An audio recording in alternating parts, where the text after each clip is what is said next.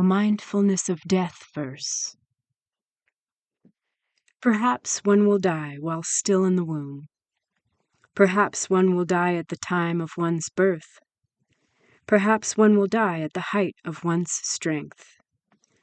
Perhaps one will die just as old age arrives.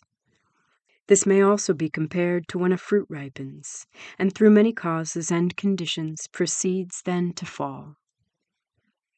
One might seek a means to leave this behind, the hated thief, the evil of death. Such a thief is so hard to trust. Only when abandoned will security be gained.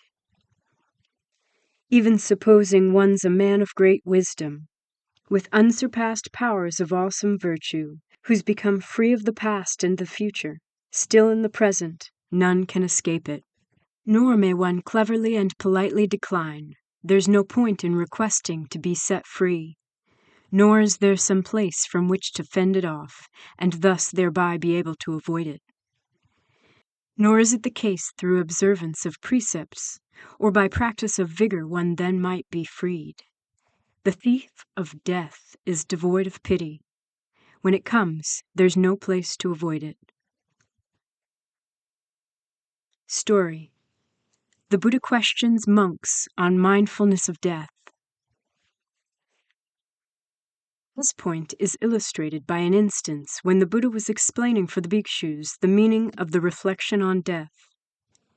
There was one bhikshu who arranged his robes to one side, bearing his right shoulder, and then addressed the Buddha, "I am able to cultivate this reflection on death."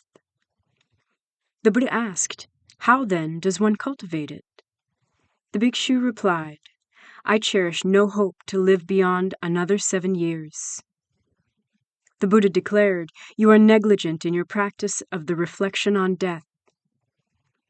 There was another bhikshu who said, "I cherish no hope of living beyond another 7 months. There was yet another bhikshu who spoke of living only another 7 days, and others who spoke of but 6, 5, 4, 3, 2, and a single day. The Buddha responded, "All of you are negligent in your cultivation of the reflection on death."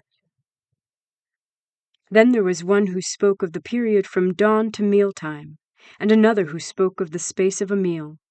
To both of these the Buddha replied, "You too are negligent in your cultivation of the reflection on death."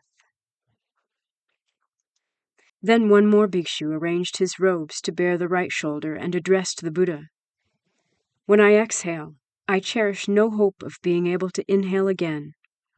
When inhaling, I cherish no hope of being able to exhale again." The Buddha then replied, "This does constitute a genuine cultivation of the reflection on death which reveals no negligence. Bhikshus, all composite dharmas are newly produced and destroyed in each successive moment. The duration of their abiding is so extremely brief that they are like a magical conjuration deceiving those practitioners deficient in wisdom." The end.